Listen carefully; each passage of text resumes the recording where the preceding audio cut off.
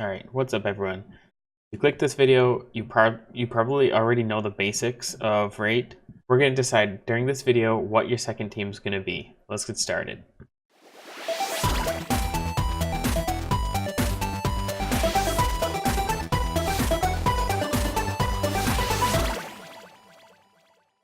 First of all, I want to point out that there's a really great guide if you just Google Rift raid teams for Summoners War. It's going to show you kind of basics and what stats go for. I'm not going to go over all of that because today we're trying to get your second team, so you probably already know a lot of this stuff. And I'll put the link in the description below. You probably already are using your Colleen and maybe a Diaz and probably Hua or Kung Fu Girl. And so you might be wondering what other monsters are there that you can use. So I've put together a list.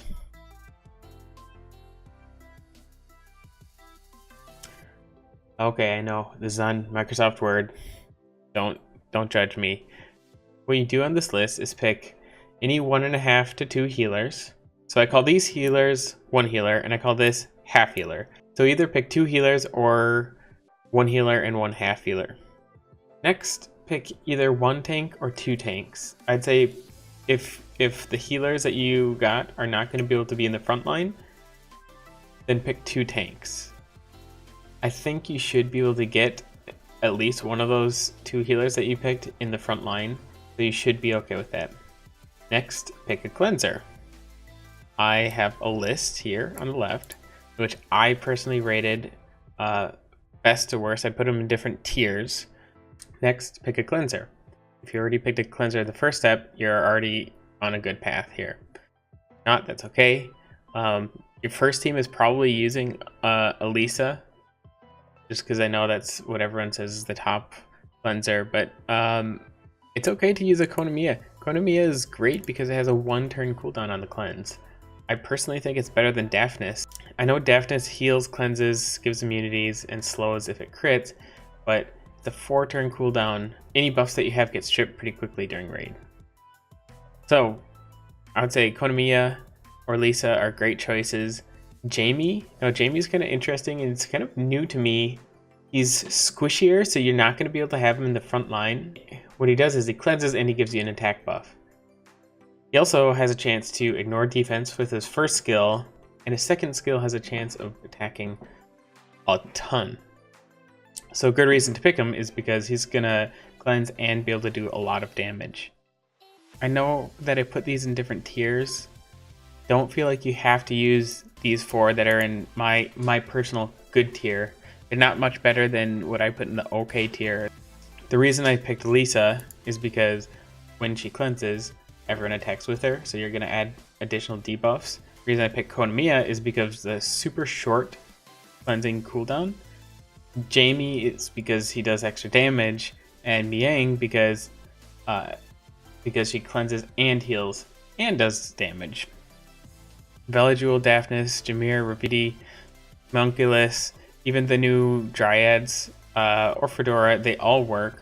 Fedora has great debuffs, however, it's just a 5-turn cooldown, so I don't really recommend that monster unless he's going to be a secondary monster.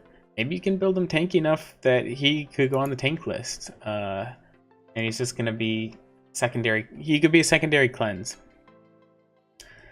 Next is time to pick the nukers. I know in step 2 I said pick 1 or 2 tanks. Hopefully you're able to just do 1 tank because you have 1 healer or cleanser that can also be in the front line with a tank.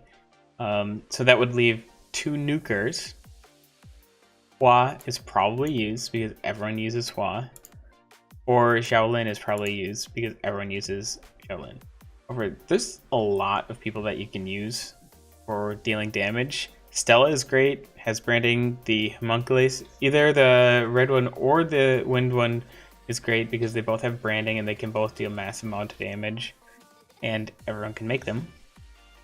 Lume is the light Kung Fu Girl, and I put that on there because she was a Hall of Heroes monster. Great for raid. Tessarian can be built as either a tank or a damage dealer. So Tessarion might be a good choice if you want a good lead skill. Now Tiankin is the Light Drunken Master. I put him on here because he kind of is one of those monsters that has a variety of powers. So he can do a heal block, which every team needs. And if you're using your Colleen on your first team, you might still need one on your second team. He can lower the attack power and he can heal. And his first skill even has a chance to ignore defense. So he can be a super valuable team member on your raid team, especially if your second team is kind of a little bit lackluster because it's using your second rate monsters. Maybe you need a little bit of extra heals. He can be great as both giving you heals and dealing damage at the same time. Some of you people might be visual learners, so I put it in a Venn diagram to kind of show you kind of how I rate these monsters. I didn't put anyone as just a pure healer because I feel like most of the pure healers are going to also be able to tank.